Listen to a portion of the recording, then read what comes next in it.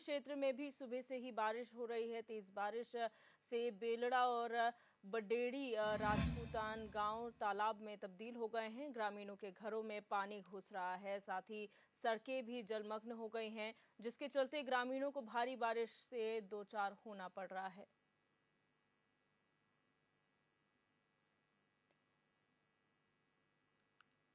तो आप देख सकते हैं, तस्वीरें रुड़की की हैं, जहां पर जलभराव की स्थिति उत्पन्न हो गई है। लगातार जो तेज बारिश हो रही है उसकी वजह से जलभराव हो रहा है। नालियों की सफाई नहीं हो पाई है, जिसकी वजह से जो जलभराव है वो सड़कों पर हो रहा है, और साथ ही साथ ये गंदा पानी जो है नाले का, वो कहीं ना कहीं लोगों के घरों और दुकानों में घुस रहा है, जिसकी वजह से काफी नुकसान लोगों को उठाना पड़ रहा है। और ये सिर्फ इस बार की बात नहीं है, हर मॉनसून से पहले भी और बाद में भी हमने देखा है कि प्रशासन मॉनसून से पहले और बाद में तमाम दावे करता है व्यवस्थाओं को लेकर, लेकिन वो दावे मॉनसून आते ही फेल साबित हो जाते हैं। अगर हम प्रदेश की बात करें, पिछले कुछ समय में मौसम ने लगातार करवट बदली है। कभी कभी जो तेज बारिश हुई है वो मॉनसून के बिना होते हुए भी यहाँ पर तेज बारिश देखने को मिली है, उसके बावजूद भी हालात यही थे।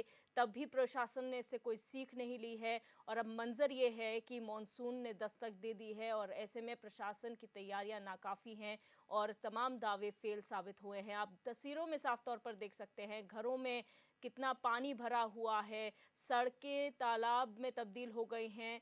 फर्क समझ में नहीं आ रहा है, ऐसे में कोई पॉटहोल है या कुछ ऐसी नालियां हैं जो खुली पड़ी हैं, वहां पर कोई बड़ा हादसा हो सकता है। जो गाड़ियां लेकर लोग जा रहे हैं वो दुर्घटनाग्रस्त हो सकते हैं। लेकिन ऐसे में प्रशासन पर सवाल उठता है कि आखिर प्रशासन इतने समय तक था कहाँ, जब ज़रूरी था कि मॉनसून की तैयारी की जाए। महज कह देने से तैयारियां नहीं दिखाई देती हैं, ज़मीनी स्तर पर वो तैयारियां होनी भी चाहिए।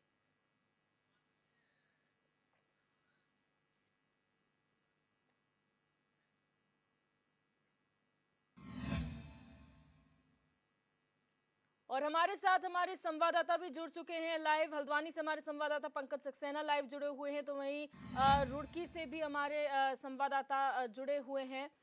संदीप हमारे साथ जुड़े हुए हैं। संदीप, मैं सबसे पहले पंकज आपसे जानना चाहूंगी, हल्द्वानी अगर कहें तो कुमाऊं का प्रवेश द्वार कहा जाता है, ऐसे में मॉनसून में क्या तैयारियां प्रशासन की देखने को मिल रही हैं? हाँ, देखिए जिस प्रकार से जो है विभाग के द्वारा किया था, आपदा के द्वारा किया था, वही सुपरचुनी भी जो है आपदा प्रबंधन केंद्र का द्वारा उसमें किया था।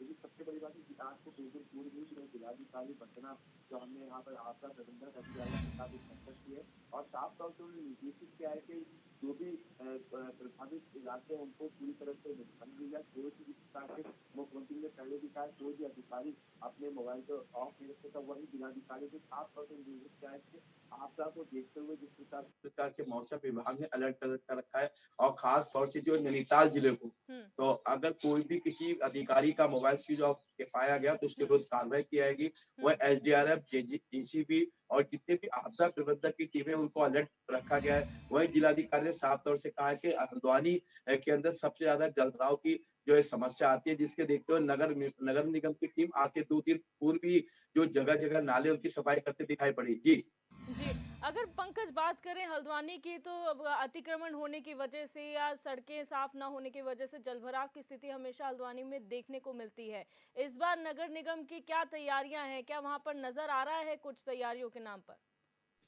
देखिए, जिस प्रकार से देखिए मैंने पहले कहा था कि 2 दिन पूर्व से नगर निगम के जो मेयर हैं और जो एमएलए हैं, उन्होंने पूरी टीम को बैठक में ली थी। बैठक में भी उन्होंने साफ तौर से कहा था, जैसे इंदिरा नगर की बात करें, बलबुलपुरा क्षेत्र की बात करें, वो अतिक्रमण के क्षेत्र में आते हैं। सबसे ज्यादा जलभराव जो है इंदिरा नगर के अंदर ही होता है, जहाँ घरों में पानी बरसात के दौरान पड़ जाता है और इसका मुख्य कारण है जो गंदगी है वो नालों में भर जाती है। लेकिन पिछले 2 दिनों से नगर निगम की टीम जो है पूरे बलबुलपुरा क्षेत्र में लगी हुई है और जितने भी नाले हैं उनको खाली किया जा रहा है, जेसीबी लगी हुई है। वहीं एसडीआरएफ की टीम को अलर्ट देने मौके पे क्या है, क्योंकि सबसे बड़ी बात है कि नैनीताल में इस टाइम टूरिस्ट सीजन है और अगर कोई भी ऐसी समस्या आती है तो टूरिस्ट फंस सकता है। जिसके लिए सभी जो है प्रभावित रोड है या अवरुद्ध रोड हो जाते हैं, उस पर भी जेसीबी तैनात कर दी गई है। एसडीआरएफ की टीम के भी तैनात वहां पर मौके पर है। जी। जी। पंकज, आपने प्रशासन की तैयारियों की बात की और जाम की स्थिति से निपटने के लिए क्या तैयारियां हैं? क्योंकि हमने देखा है जो पहाड़ को जाने वाले रास्ते हैं वहां पर अमूमन जाम की स्थिति हो जाती है क्योंकि बोल्डर आने से और रास्ता बाधित हो जाता है। तो उसमें क्या जगह-जगह टीमें लगा रखी हैं, अगर रास्ता बंद होता है तो समय से खुलवाया जा सके? देखिए, पहले से ही जिला प्रशासन नैनीताल के द्वारा जो रूट को डाइवर्ट कर दिया गया था, जो बरेली से आने वाले रोड है, वो वाया गोलापार होते हुए वहाँ से जा रहे हैं और जो रामपुर से आने वाले रोड है, वो वाया कालाढूंगी रोड से डाइवर्ट कर दिया गया, उनका रूट पूरा अवरुद्ध कर दिया गया और हुँ, सबसे बड़ी बात है कि कुमाऊँ का प्रवेश द्वार है, नैनीताल में टूरिस्ट सीज़न है और अगर कोई भी आपदा या कोई अ, ब रोड ब्लॉक होता है, सबसे बड़ी बात चीज़ जो है पर्यटकों को दिक्कतों का सामना करना पड़ता है। तो जिसके हुँ। चलते एसडीआरएफ की टीम, जेसीबी मैंने पहले बताया जेसीबी वहाँ पे नैनीताल की बात करें, भवाली रोड की बात करें या फिर पायलट आश्रम की बाबा की बात करें, जो मेन मुख्य रोड है, यहाँ पर अवरुद्ध रोड हो जाते हैं। तो पहले से ही अलर्ट मोड पर एसडीआरएफ को रख दिया गया है। जी। जी, बहुत शुक्रिया पंकज हमारे साथ जुड़ने के लिए और तमाम जानकारी साझा करने के लिए। हमारे साथ संदीप चौधरी भी हमारे संवाददाता जुड़ चुके हैं रुड़की से लाइव। संदीप, रुड़की के हालातों की जानकारी चाहेंगे, किस तरीके से यहाँ पर हालात बने हुए हैं? क्योंकि हमने देखा है तस्वीरों में घरों के अंदर नालियों का पानी घुस आया है, सड़क के तालाब में तब्दील हो गए हैं। प्रशासन की क्या तैयारियां हैं?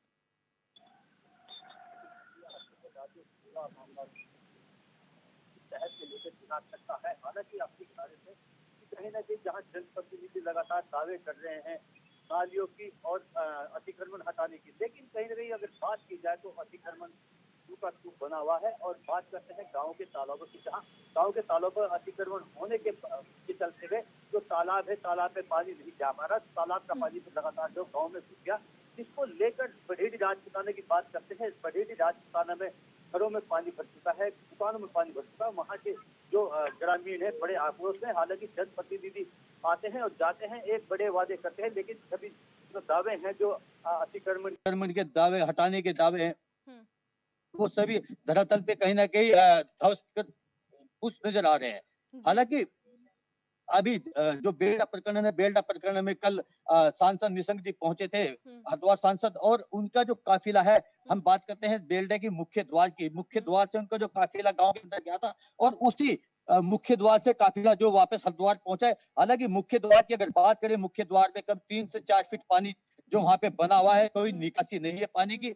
हालांकि पानी की निकासी न होने की वजह से ग्रामीणों को काफी आने जाने में, आवाजाही में बड़ी परेशानी हो रही है। हम्म। और इसको देखते हुए कहीं ना कहीं प्रशासन की बात करें तो प्रशासन में जो बढ़ेरी राजपुताना में जो बाढ़ चौकी है, बाढ़ चौकी पे कोई भी कर्मचारी मौजूद नहीं था। हम्म। और पिछले वर्ष की बात करें तो पिछले वर्ष जहां बढ़ेरी राजपुताना में पानी घुसा था, उसको निकालने के लिए हम्म। हाईवे को खोदना पड़ा था जेसीबी की मदद से। हम्म। और जब जाके पानी की निकासी सुचारू हो पाई थी। आखिरकार प्रशासन या अधिकारी क्यों अब तक संचेत नहीं हो गए, क्योंकि हम्म। मानसून की पहली बारिश है और रात से लगातार बारिश चल रही है। हम्म। इसको लेकर अगर अधिकारी संचेत होते तो कहीं ना कहीं बढ़ेरी राजपुताना की जो तस्वीर आप देख रहे हैं, उसकी हम्म। हालत ऐसी ना होती। जी। बिल्कुल संदीप, अगर बात करें प्रशासन की तो तमाम दावे किए जाते हैं मॉनसून से पहले कि नालियां जो चौक हुई हैं उन्हें साफ करा दिया जाएगा, साफ सफाई रखी जाएगी ताकि ड्रेनेज प्रॉपर हो। लेकिन बारिश होते ही सब तमाम पोल खुल जाती है। आपने कहा निशंक जी पहुंचे थे, यानी कि वीआईपी मूवमेंट भी यहाँ पे होता है, उसके बावजूद भी ये हालात है कि वीआईपी के लिए भी यही सिचुएशंस है।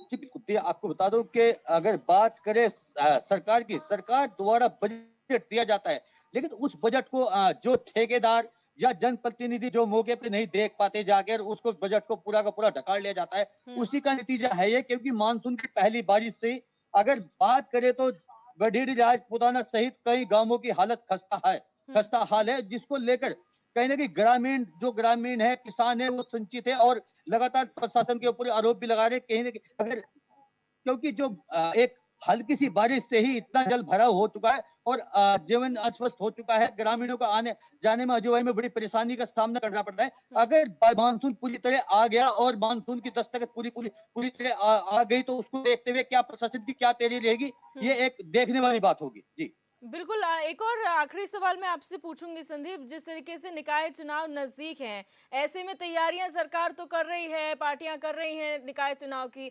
लेकिन जब धरातल पे कुछ नजर नहीं आएगा तो किस एवज में वोट मांगेंगे राजनेता, किस उसमें जाके कहेंगे कि आप हमें वोट दीजिए, हम काम करेंगे, जब कुछ धरातल पर नजर नहीं आ रहा है तो?